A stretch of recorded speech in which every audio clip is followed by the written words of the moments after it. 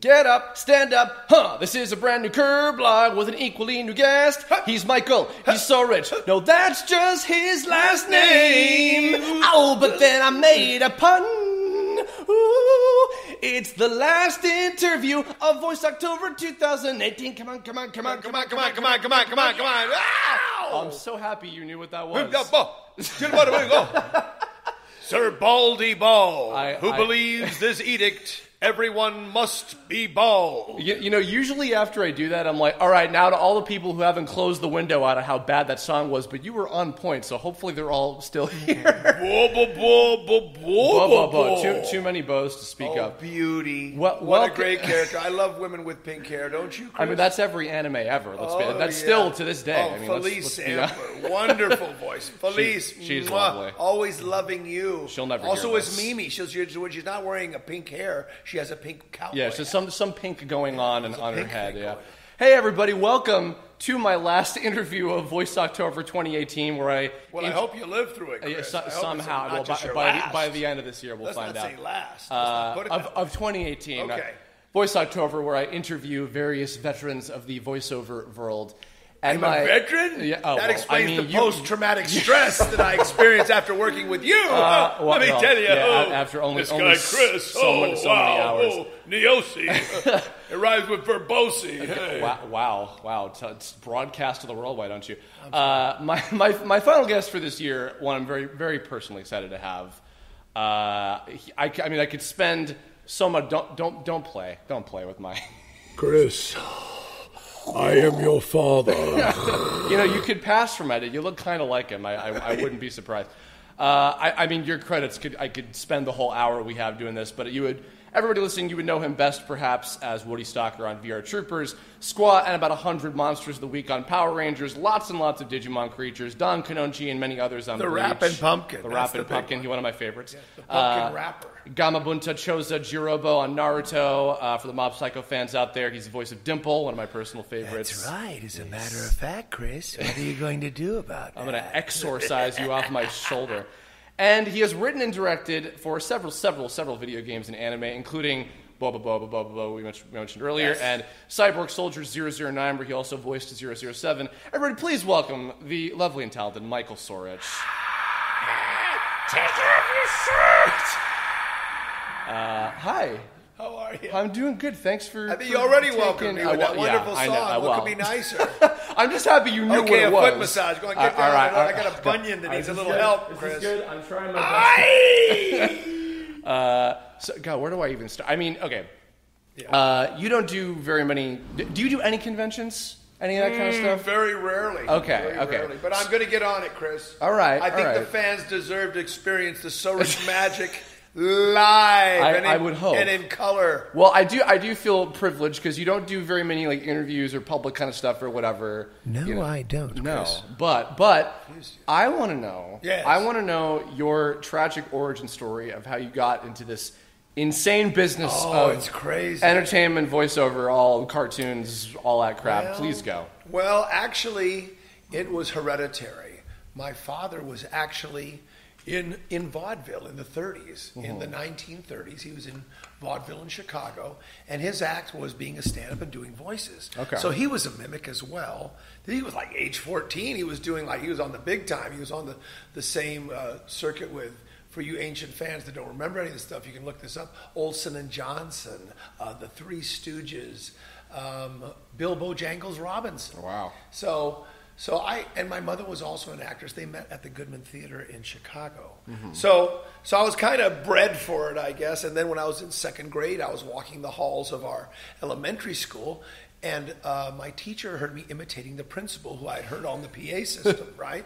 So they said, "Oh my gosh, that's perfect." Mm-hmm. And the next week, they put me on the PA system. I was a second grader, 8 years old. They put me on the PA with the morning announcements doing the principal. And so then while I was there, I thought I'd throw in Walter Concrete, as I called him. Cronkite. I had a Cronkite at that point. So I did that as well. And when I came back to class, everybody was like, "Wow, was that you on the PA?" Wow. And that was it. It was like chocolate cake. Once you start eating it, folks, It's pretty hard to stop. Can I just say, I love how your first gig is so much like how it often happens in this business. We're like, we need a voice match for this one guy. He's not available. Can you do kind of an impression or whatever? Well, the principal had been drinking, Chris, so I had to help out. Back then. Kinchela, way up there in Michigan, upstate Michigan.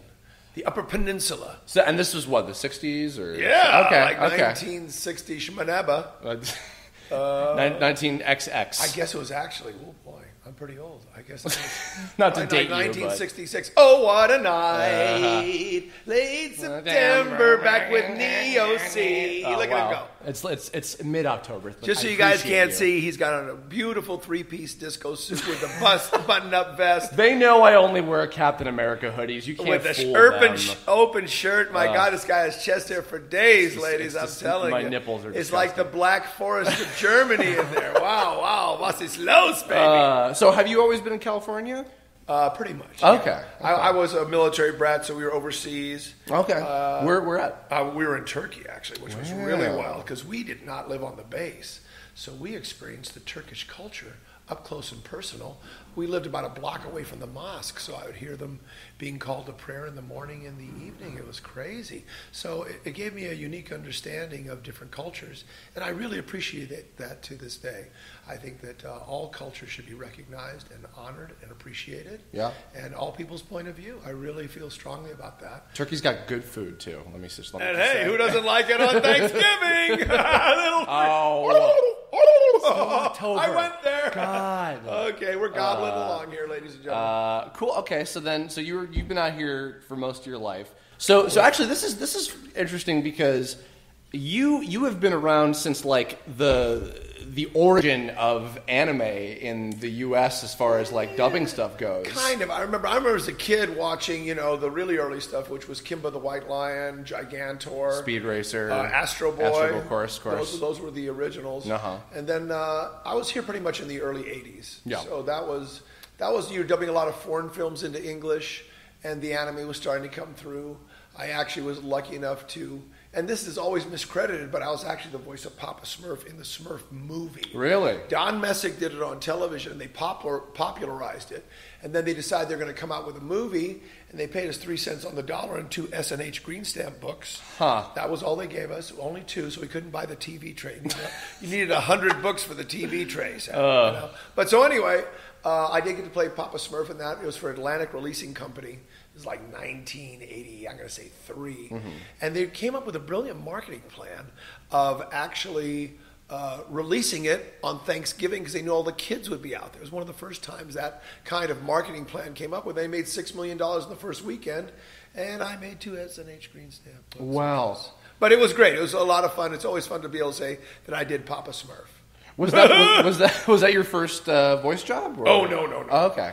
Before that, I was doing, actually, strangely enough, Spanish telenovas. Okay. Way back in the day. Such great ones as Broken Doll, The Rich Also Cry, and my favorite, Love Strange Ways. And so English versions of them. Yes. Okay. Oh, yes. Yeah. Wow. And one character, I actually gave him a voice like this, and they used it. I was like, you got to be kidding! They used this voice. Yeah, I probably can't do that now. No, you can't do anything nowadays, Chris. Nope. Get your hand off my leg, Chris. Okay, that's enough. Sorry, God. I told you. No, now it's on the record. Star worship. They'll know. Star worship. Jesus. It happens. It's all right, Chris. I forgive you. But good, publicly. Nice nails. So around that time would have been this is like Streamline, Harmony Gold, a lot of that stuff. Robotech. Actually, it was Intersound. Intersound was that was a big outfit over there, and we did movies like Blazing Battles, which we called it Blazing Buttholes. and the producers in the booth and there's a part where a Jeep. It was a live action thing. Mm-hmm. A Jeep actually flipped over, and he proudly told us, "Hey, that wasn't planned. One of that guy broke his shoulder. Wow! I was paying him $12 a day." I'm like, "You son of a bitch!" What a time it was. Oh, what a time. I mean, the early stuff was Robotech. You're right. That was the big one. Yeah. Robotech. Min-May. Little Becca Olkowski singing her. I think it was Becca Olkowski singing her butt off. Wow. I mean, because back then it was you, Steve Kramer, Tony Oliver, a lot of you guys, and you guys would write and direct and voice in all these shows. Well, actually, the big directors at that time were Tom Weiner was a big director. Yes. Michael Reynolds was a big director. director. Bob Barron was a big director. Okay. And Greg Snegoff was just starting to come along. Which Oh was, yeah. Greg's a great Still doing stuff. Absolutely. I mean, Hi, Greg. Most of these guys are still doing stuff to this Absolutely. day. You know, had Epcar hit the scene by that point? Oh, I yeah. think? Okay, yeah. But he was more of an actor at that point, and then he started directing. I have a wonderful story about that. Oh, we were okay. there at Intersound, and we're doing Walla. For those of you guys know what that is. That's the background sound. So it's a party scene in an elegant English countryside, okay? It's everyone's having a party. So he said, okay, guys, buddies, we're going to do 4 tracks of this, so everybody think of 4 different things to say. So what I did was, very cleverly, I casually placed the word water buffalo in each different take, in a different area of the scene. Oh, yes, how are you? Could you pass that water buffalo? Oh, so good to see you. Yeah, your wife, she's a real water buffalo. And so then we get to the end of it, and we play all, okay, buddy, let's hear all the tracks back. And you're all of a sudden, water buffalo, water buffalo, water buffalo, water buffalo. Who the hell? Blah, blah, blah. Richard, just cut out the water buffalo. I got to painstakingly go through all that shit, buddy. Got to make my life so difficult.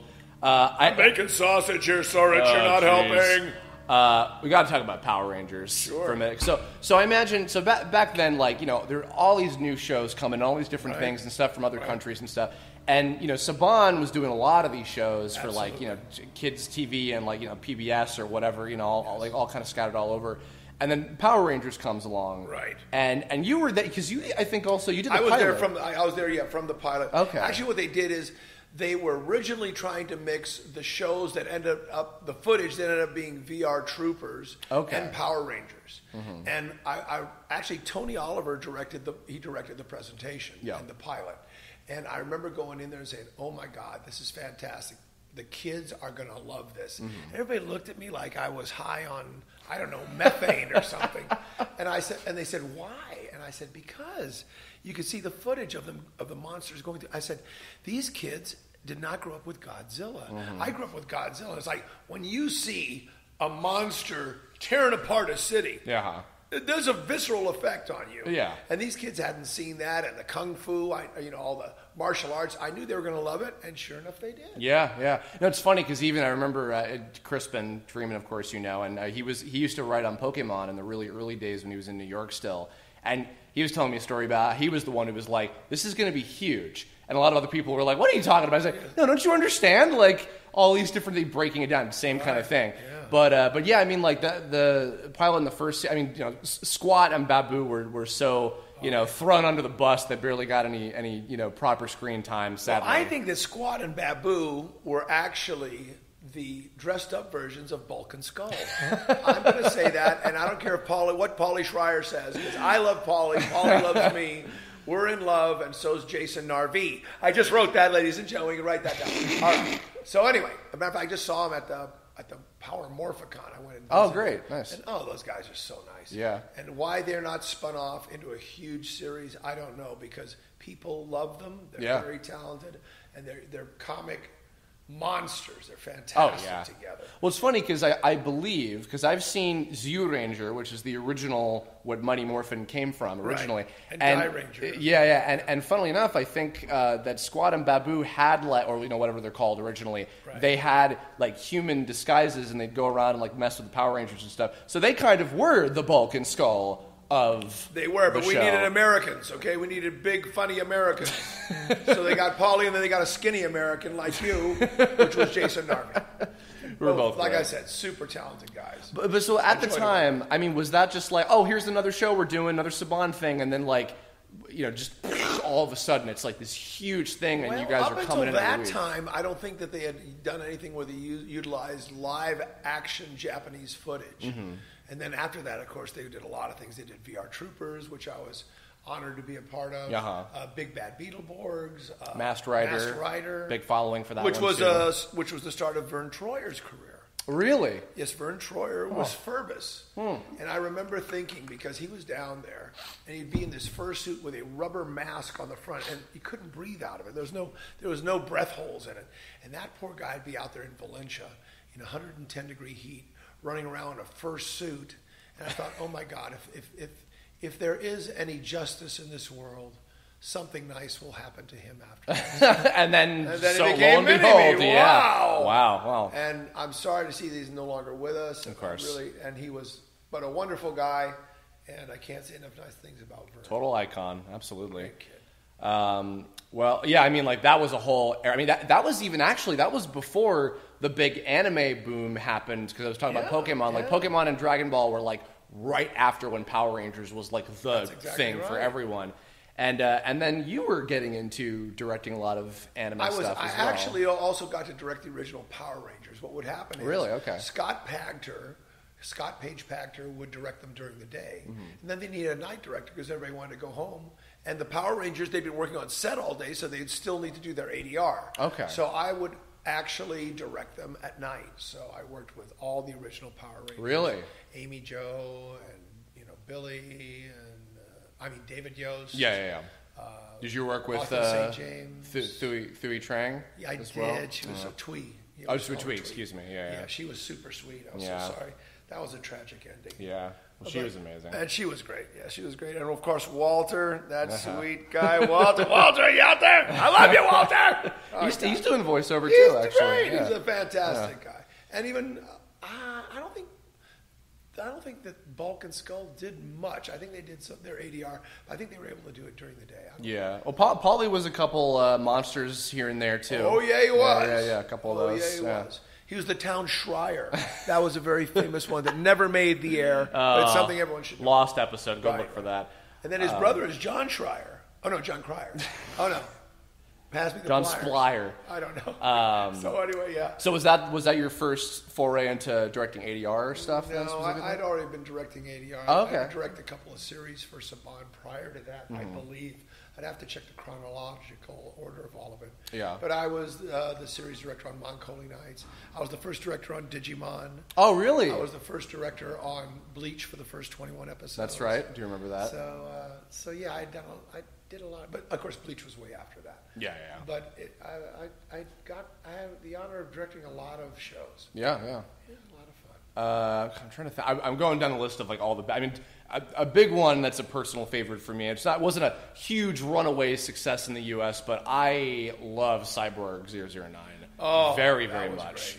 That was a fun one to direct. I was directing that in the basement at a pace at the time that was called All Post, and it became a .360. Okay. And literally the studio was down in a basement on Hollywood Way, kind of right across the street from where Bang Zoom is now. Okay. And it was so much fun.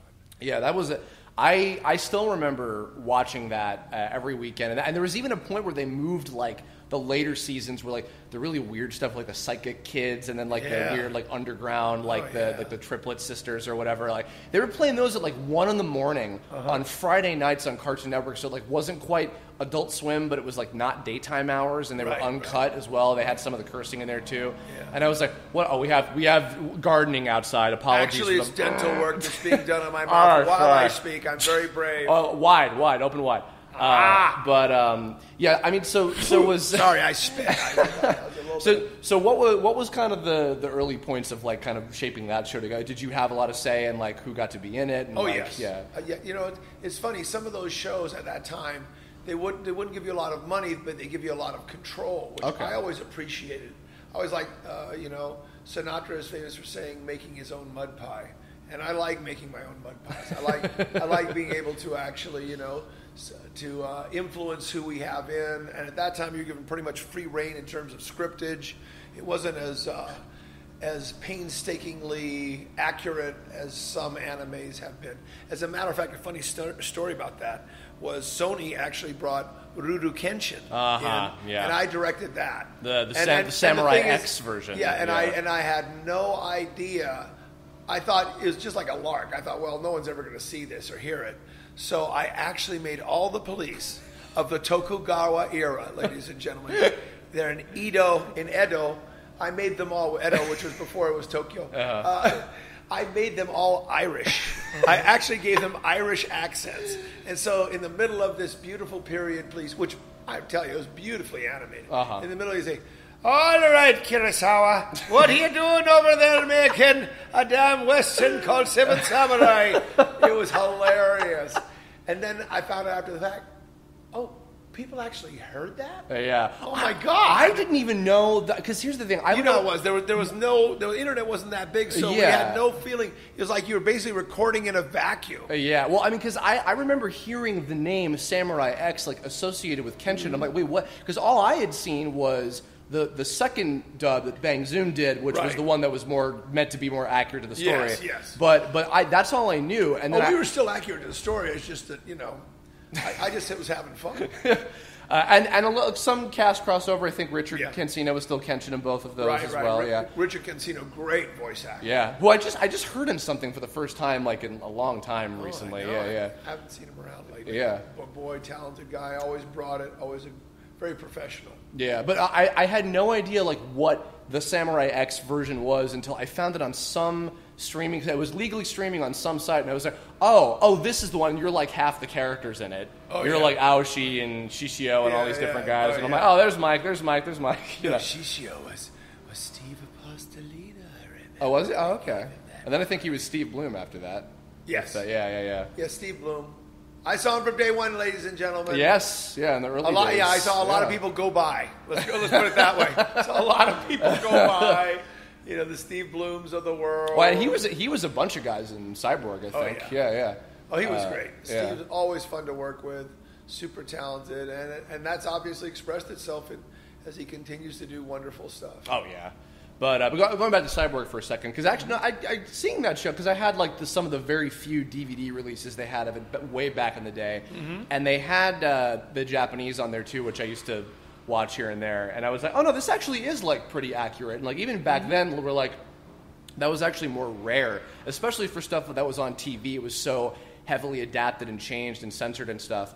But no, I love that show. And actually, I was telling you about this last time we worked together, but Discotheque is putting that series on Blu-ray, the whole thing, and with apparently some episodes you guys did that never like aired anywhere. That would be so cool to hear. I don't think I've heard that stuff since we recorded it. There's also another wonderful voice actor who I'm not sure he's around. I think he's retired basically, and he played the professor. His name was Cy Prescott. Yes, and Simon Prescott. Wow, what an unbelievable voice! Yeah, he was awesome. He was in Akira as well. He was the old professor. He was the old professor guy in like every anime of that era. Very erudite kind of voice that cut through like nothing else. Boy, it was one sharp vocal knife, ladies and gentlemen. Yeah, he was great. I don't hear. Oh God, 004, the German guy. What the hell's his name? Peter Doyle. Oh maybe? yeah, Peter. I've not heard him in much lately, but he was great in San too. Diego, as far as I know. Also a great, talented guy. Yeah. There's so many talented people in that. You know, and I also worked with a lot of the great voice actresses before they got. You know, I worked with Mary Elizabeth before anybody knew who she was. I worked with Carrie Waldgren on her first project in town. Really? Called Ducky the Perky, where she played a mom and a duck. We had to do like 85 episodes in literally like 10 minutes. Wow. We had to do. Honestly, I think it was like. I want to say it was like 20 episodes in like a month. So she got her chops pretty quick. Yeah, for sure. And then Michelle Ruff, of course. You know, she was our Rukia. That was really before. I think that was one of her first big anime projects. She works a lot. And super talented. She's amazing. I mean, and the other funny thing is, like, you have been around. You've directed it. So, even the couple times we've worked together, you've been at like. 3 different places I've seen you at. Yeah. Like you sleep around a lot. Here's how I like to say it, Chris. I'm the best in my price range. But the problem is, it's not such a great price range. I will direct for groceries, gift cards, fancy underwear, like Tommy John underwear. Can I say that on the air? Tommy John, or can I say Mack Weldon? If anyone wants to sell me some Mack Weldon underwear, I'm an XL. I'm trying to slim down to a large, but God, I love it. You'll do it for peanuts. Yes. Well, I have no nut allergy. You're right. I will do it for peanuts. Although I prefer walnuts because those have omega-3s and omega-6s. Oh, Lord. I'm a nut when it comes to nuts. Let me tell you that. Okay. Oh my God! I'm trying to think of some. I mean, Bleach you brought up a minute ago. Yeah. I mean, because we just had the live-action Netflix movie go up a little while ago. Oh my gosh! Yeah, I want to see that. Yeah. They actually got Johnny and a few of the others. Not everybody, but a few of them were all back to like dub their live-action equivalents as well. They did that, which was cool. So you did the first season, the first arc worth of right. episodes. First 21 episodes or so. Okay. So that was that, because that was a huge show. Like that was coming right off the heels of Naruto as well. Well, sad is it went like about 300 episodes. I think. So I kind of missed the boat on the back end of that. But I was on to other stuff, and that's the way it was. You know? Yeah. I really appreciated that show. I think that show still gets short shrift compared to Naruto and some of the other shows. It was very developed. I appreciated the backstory on that a lot. And I was lucky enough to work with very talented people on it. Yeah. Michelle and Johnny. You were a bunch of guys on that too, right? Don Kanonji was the big one, I know. And well, I cast myself as that. They would never cast me in anything. So it's just like one of those things where it's funny how you'd fill stuff in and all of a sudden it would go on and have a life of its own, which was good because then I got to be in the series later and later. Because I was going to say in that last arc, you were I forget his name, but the guy with like the mustache, Mr. Ichigo. Was like the kind of butler-looking guy, I think. Yeah. What was his name? That's right. I don't. They all had really long names. Yes, Mr. Ichigo. Because by that point, it had changed directors like 3 more times. Oh yeah. You know, so the fact that you get to come back on the show and be somebody else. Why not? You know, Don Kanonji was like long gone after a while, and the Hollows were all defeated. And the thing is, shit. the problem with Don Kanonji is that he had a very inactive liver. His liver didn't work in terms of filtering out poisons. And so when he would drink, he would be drunk for 4 or 5 days. And that's how he got that phrase. The spirits, the distilled spirits are always with you. He's so good.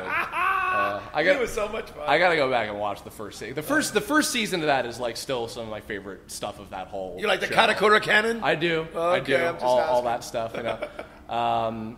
And I mean, you know, the intro, I got to talk about this one because I have gone back and watched episodes of this show, and it still holds up remarkably well as Bobobo. I mean, that show must have been a gift to do that. Oh, I mean, it was so much fun. And who was that for? That wasn't Viz, was it? I don't think? No, that was actually for Ken Ito and Ken Dewar, and who were they working for at the time? I'd have to really think about it. Yeah, I don't know, but I know got that on Ken TV. Ito is now on at Marvel. Yeah. Hey, Ken, give me a call sometime, will you? But that was on TV. Yeah. And it like still I meet people that are like, yeah, I actually really liked that show. Like it was so quirky, so weird, quirky and wonderful. Oh my god! Great. See, and that's a show that lends itself very much to like, okay, there's no way to like straight up adapt this from what they're saying in Japanese. No. There was a whole issue. I remember there was one issue that took place in the winter. It was it wasn't exactly a Christmas episode, right. But because it was in the winter, we made it into a Christmas episode. Right, okay. And I had the brilliant director-writer Jeff Nimoy do the adaptation on it. Mm-hmm. Jeff and Bob Buchholz supplanted Wendy and I directing Digimon after we left. We were told, oh, these are the new Whiz-Bang kids. Goodbye. You're on to another series. Yeah, well, that's okay, but what about you? No, go. Out the door. Next. You're going to Moncoli Nights, where I got to work with a wonderful Joe Achman. Wow. Oh, super. He's great. Oh, he's fantastic. I was telling him, actually. And Brian Donovan. Woo. Oh, yeah. I was telling Joe Achman last time I saw him, by the way, just to loop back to Cyborg for a second. He was one of the evil cyborgs on that. He was. And my friends and I used to quote at each other, just because it was funny to us, and he actually remembered what this was. Mm-hmm. It was the electric guy, and he had with the twin brother. Oh, yeah. And they like shot down all the others, and he goes, "I am truly your brother from hell." And just something about that was like, we just kept doing that like all throughout end of high school. And he was like, I remember that. That was like 15 years ago. God, I'm old. Sorry, Joe. Love you. You know, Joe Achman and I, for some reason, vocally, we worked on a few feature-length animations together. Yeah. And our voices are like peanut butter and jelly. Yeah. And I just love when they give Joe and I a chance to be both on mic at the same time. It really is. He is a magically talented guy. Yeah. I just love playing with Joe. Yeah. He's just so talented and generous. The two of you in particular, I feel, are like unsung heroes of like anime that like it's people funny you like. would say that because Joe actually calls himself the bastard son of anime. He does. He actually, Mike, I was just the bastard son of anime. Yeah, he actually says that stuff.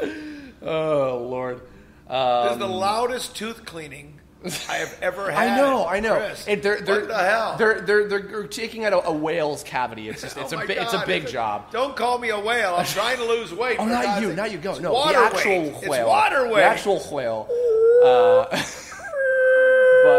Sorry, I'm talking to the whale. No, it's okay. He really appreciates it. So no, but back to Bubba Bo. Bubba Bo was insane. You had like all. Oh yeah, let's go back to that. Yeah. Sorry. So anyway, I was in the middle of that story about. So we did this Christmas episode yes. that Jeff Nimoy wrote, Uh-huh. and there's a certain confection in Japan that kind of looks like a cinnamon roll. Okay. And I didn't know what it really was, and we didn't know what it was, so we decided we were going to make it churros. So the character Ganpachi, he's out there. The son, which was played by Kirk Thornton, he's out there selling in the cold, freezing cold, like a little match girl. Instead of selling matches, he's selling churros. It was so much fun. But you're right. A lot of the times you had to figure out, okay, culturally, what can we make this into that Americans will understand? Yeah. Well, even like an early episode, I think it was an early one where like one of the Baldy villains shows up, and they have like they have the subtitle with like the character name, and he's like, "Get those Japanese letters off of me right now before I sue." And I'm like, all right, I'm just gonna turn my brain off and sit down for the ride and enjoy this. So much fun. And what was it? McConaughey was the narrator. Oh, Michael McConaughey. The narrator of every good anime ever, Michael McConaughey. What a wonderful voice. What a tremendous talent. Yeah. Michael actually was in the military. He was a paratrooper. Mm-hmm. And he came from a background of being on the radio in the military. He was like, I don't want to say Air Force, I believe he was Army. Okay. But anyway, he just had such unbelievable talent. Mm-hmm. He was what was the name of the character in Goodbye Vietnam? Good Morning Vietnam. Oh, Klinghoffer, wasn't it? Okay, wasn't it? Yeah, I think. Anyway, he was that guy in real life, and he could bring in a piece of copy. You could tell, okay, got 31 seconds. All right, then, let's get started. Boodly doodly doodly doodly doodly, 31.5, boom, done. And you're like, oh my God, how did he do it? How did he do it? Yeah. And, tremendous talent. And now he and his lovely wife, Melody, are... You mean Torpedo Girl. She was Torpedo Girl on there. Come on. I think of her first and foremost as Garudamon, Melody Spivak. Yeah, right. They're now happily retired and the hell out of LA as they deserve. But what was the best was when you go, you know why? Because I'm a torpedo. Because she was Torpedo Girl. Torpedo Girl, and I don't want to objectify torpedoes. No. But she was a torpedo with lipstick, long legs, and red high heels. So, and full lipstick and makeup and everything. I hope that the torpedoes out there, I don't get a lot of shrift or rift or blowback from this. No. I think torpedoes were just very happy to be represented by a torpedo character. You see, the thing is that the bombshells have been going for so long, and now finally we have a torpedo. Yeah, so I kind of liked it, Yeah, and one of Richard's defining roles as Boba Bo. Yeah, who he claims like, oh yeah, I didn't want to do it and they begged me and then I finally did. Beauty. Oh my God! And if you guys have never seen the outtake version of that, you have to. Richard plays it sometimes at conventions, and it is hilarious. Impressive. I was expecting like 26, maybe. No, I did 52. Yeah, no, that's. I think did you finish the series or was there more? Okay, that's good. That's good. I think that was it. Okay. I think that was it. Yeah, because sometimes shows like that, like as great as they are, they don't always land. You get 26, and that's it. Yeah. Or 13. Yeah. But no, love that show. So now, I mean, these days you are doing a lot of video games. Yeah, I'm doing some. I'm over there on Arena of Valor, which I worked on with you, of course. And you did a great job. Thank you. Yeah. That's a fun one to work on. I'm trying to think what else. I'm doing like little bits and pieces and stuff. I was also lucky enough to get Todd Haberkorn was very busy, and he was nice enough to bring me in to help co-direct Saint Seiya. Yes, on Netflix. Right, the Lost Canvas. Yeah. Myth of Hades. Did you voice somebody in that too? I did. I voiced a character name.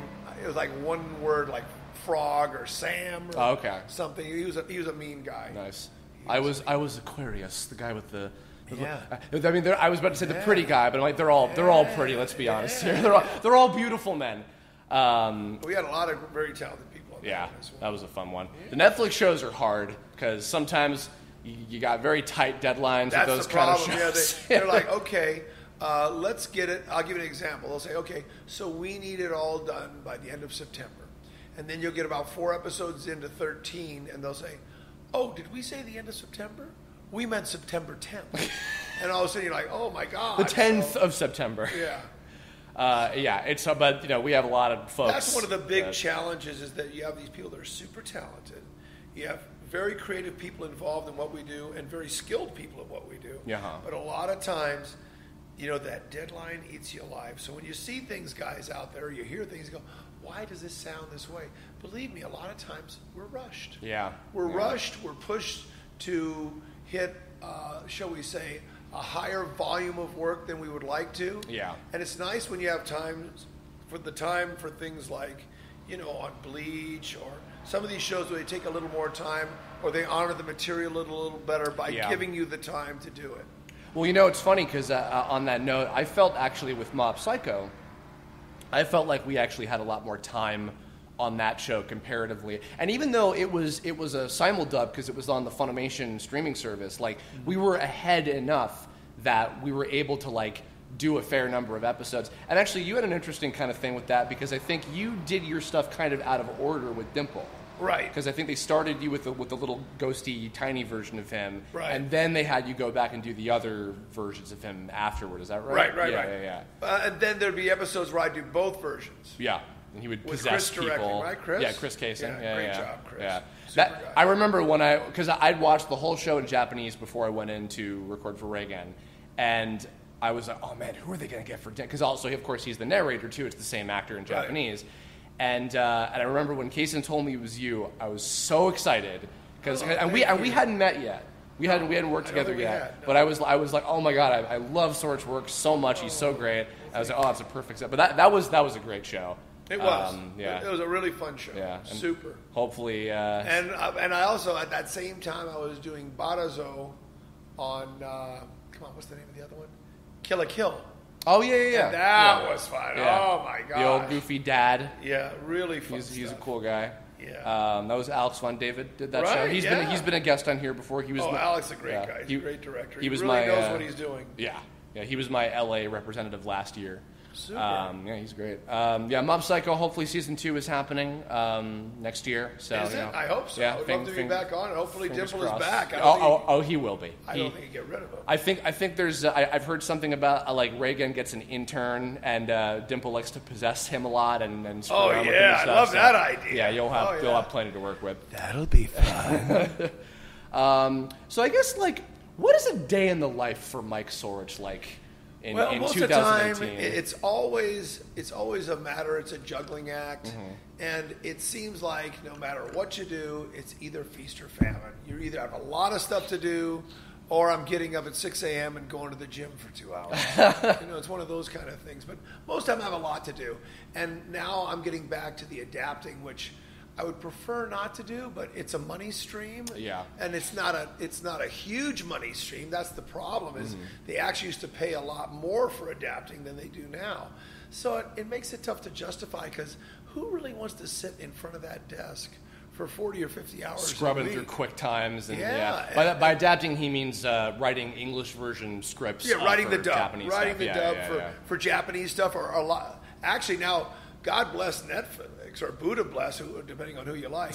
But they really are providing so much content and so much work for a lot of us because they're dubbing so many foreign things into English. Yeah. I actually adapted almost all of the Dark series from Germany, which is a live action that Netflix did. I don't want to be critical, but I don't think the dub came out great because they hired a person from Germany who doesn't like dubbing, didn't want to hire voice actors, and as a result, I think that the product suffered in translation. That's a shame. And it's a shame because you go to all that work to make a good, script that communicates the original intention, and then when you see, you guys have seen this out there, when you see a poor dub of something that you love and something that you're attached to, it's really tough to watch. Yeah. Well, on the opposite end, Sabura, which we did, the Italian show. Yeah. If you guys have not seen Sabura, Suburra on Netflix, our buddy Todd Habercorn, we mentioned earlier, directed us on that. And you and I had a lot of really great scenes in that show. It was a Greek Italiano kind of murder drama with like mafia type stuff. It's intrigue. I think it's more like almost like a Dan Brown thing Yeah. to me. It's almost Yeah. like the Da Vinci Code. Like although it's not that cryptic, but there's so many layers on what's going on and who is this Yeah. guy and how is he related, and all of a sudden you find out, oh, he has another relationship with somebody else in the show. Yeah, and I was one of the three main characters on that, or well, dubbing to the Italian actors, of course. But, who's the quote unquote good kid who's the son of a cop, but then he gets involved in drug dealing, and then I become the bitch to Mike Sort's character, who is Samurai, the grand mafioso. Yeah, do not mess with this guy. Yeah, he is the padrino. He's definitely like a Godfather kind of guy. And what I loved about it was that Todd took the time to get great performances. Yeah. He wouldn't allow himself to be rushed, even though they were pushing as hard as they could to get it done. But, wow, I felt there were some of the most nuanced, dubbing performances I've seen in a long time. Yeah, and I mean, like, the technology has gotten so much better for live action dubbing now. Where, like, I mean, and also hilariously, probably by no mere coincidence, a lot of us, I think, were cast based on how similar we looked to the actors. Yeah. Like, that was the case for a lot of people. Like, my guy looks like he could be my cousin or something. So, and the technology's so much better for, and Greg Snegoff, who you mentioned, wrote all of Sabura, and his adaptation was so on point. Great. There would be times where it would look like it was actually us speaking through these characters, like all this mouth would sync up perfectly, and I'm like, that is freaky, hearing myself coming out of another live actor, and it looks like it's really him saying that, and it blows my mind. But you still have to deliver the performance Of for course, it to match. yeah, and that's what was great about Todd's direction. Yeah. He did a wonderful job. But and I think we're going to do some more of that, I've heard. yeah, I think that's going to be getting a second season as well, hopefully next year. Yeah. But yeah, I mean, you're acting, you're writing stuff again, you're directing all over the place. Obviously, you got a lovely family to take care of as well. Yes, they're good people. And they're money grubbers. What can I tell you? They're money grubbers. oh Lord. When I get home, my wife starts grabbing at me. She starts grabbing my pants, trying to rip them off me. Where's the money? I was hoping it was sex, but where's the money? Where's the money? Where's the check? Get to work. Get back in that room. I'm chaining you to the desk. The leg irons are there. They're waiting for you. You have to adapt 22 minutes before dawn. What? I was about to say chaining you. I was like, oh, that's really cool that she's into that. I respect that. If you're into that sort of thing, buddy. Take it easy, Richard. Oh, Jesus. Well, we're kind of getting towards the end. One last thing. Sure. If you have any, I mean, you shared so many funny stuff, but so many funny stuff, I English good. You got any other funny, any shows or games, whatever projects you've worked on either side of the glass, any funny moments that are worth sharing? Oh, sure. The very famous one is we're at Intersound, and we're doing Wall. It's one of those, they're going day and night on these projects, right? And it was literally 2 o'clock in the morning. You know you're working a weird session when they call you saying, can you be here at midnight, and we're going to work till 3 a.m. Oh, my God. And they were serious. So it's a Friday night, you've had your dinner, you come in there, and we're working, and Mike Reynolds had directed and he'd written the script. Mike Reynolds sounds like this. He was Genai on Digimon. That's right. Yes. So anyway, we're in there, we're in the booth with Mike, and we're trying to dub this one piece. It's actually Walla that has actual lines. And it's way off. It's way off. It is like 8 words short. Okay, so it's like, the mouth goes ba ba ba ba ba ba ba ba ba ba ba, and the line is, "Are you still here?" So Mike, he is pissed off. And we're all like half asleep, and he goes, "Jesus Christ, who the hell wrote this piece of shit?" And the engineer, Leonardo, great engineer there at Intersound, he comes over the talkback. He's the only one in the control room. Mike's on our side of the glass with us. He goes, "You did, Mike. You did." He kind of looks at all of us, and we're all like looking at him like, "Yeah, wow. It's a giant trying to polish this turd here, Mike. Great." And he goes, "Oh, did I? Well, let's play it back and see what we can learn from this." It's just those are the kind of moments you live for. Those moments where you've been going at it a long time, and all of a sudden something funny happens, and it's like wildfire. It just spreads because you're all tired, or you're all working it, or it's an inside joke that everybody gets. Yeah. And it's so much fun to have those kind of moments. Oh, sorry. There was one more thing I wanted to ask, too, because having now been, especially with a lot of these video games where they just need to get a billion characters, you have gotten the chance to work with a lot of the newer folks, people in my generation, Kira and Ray and Kira. Kira. Funny story about Kira Buckland. We actually gave her first chance at the mic professionally. It's so funny. She's originally from Alaska, and she came down with her parents on a I don't know if she was just touring or what, but it was her first visit to the big city. Yeah. And my producer James Mastriani, on a show we did called I Dot and Jump. We also did Battle Beetleborn at the same. I remember I Dot and Jump. Anyway, so she comes in to watch. She had contacted him so she could come and observe. So she and her two parents are sitting on the couch behind, us at the control panel at the soundboard. Myself and Eddie, who's a wonderful, wonderful engineer, great human being. Yeah. Is that Eddie Correa? Eddie Correa. Oh, of course. The original, not the junior. Junior's wonderful too. He's a super kid. I love him. I call everybody kids, by the way, ladies and gentlemen. It's not because they're younger or older than me. It's because I like goats. Yeah. Goats are wonderful, and they're kids. All right. So anyway, so we get done with an actor. It's actually, I think it was Dave Wittenberg, who's another super talent. That people know. He's actually the little frog in Gum. He's Gamabunka's little frog. And he's Kakashi, of course. Yeah. So anyway, so he gets done, and I said, "Well, hey, we got a little extra time here. Do you want to get in the booth?" And she's like, "Me?" She's like 18 or whatever at the time. Yeah. This is before all the different colors of hair. They're just so proud. They're ready to cry, and they're giving her a standing ovation. And that was Kira Buckland's start. So she comes back, and I'm directed about 5 years later. I go, "Do you remember me?" And she's like, "Whoa, you're like an old creep. What are you talking about? Do I remember it?" It's not that kind of thing, Kira. Oh, man. Jesus. No, we talk about how much we love you all the time at coffee and shit. Oh, she's she has her own coffee. Yeah. Her own special drink. Yeah, you just say. Can you describe it? Get me the iced Mexican mocha. Ice Mexican. You asked for the Kira, and they'll give you that. That's great. That's how it goes. Yeah, but no, it's so funny because when we come in and we work with you on games and stuff, it's like we're all the new kids that we are the kids that we came in and we grew up on all the shit that you guys did, and now that's right. Talented people, and they just continue to show up. It's wonderful that so many people.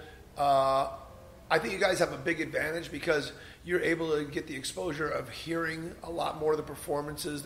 When we started doing it, honestly, it was a much smaller community. Yeah, it was like 20 people that did everything. Yeah, they were really honestly, the whole community. Because I used to have the ADR cast list of the people all the people in town were like really 50 people that were doing what we did. Yeah. And now, through the advent of all this technology, anyone around the world can listen to anything we've done, can try and have the equipment rather inexpensively to be able to give it a shot.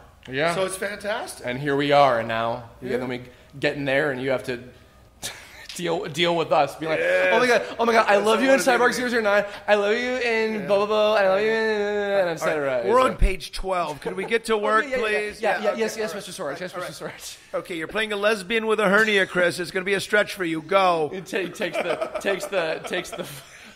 Get to work. Take your hand off the talk back, and you're like, "God, just get this kid out of here." Oh my God. Oh Lord. Well, I guess this is as we're closing out. This is normally where I'm like, "Where can people follow you on social media?" But you don't do know that. How. You don't know when.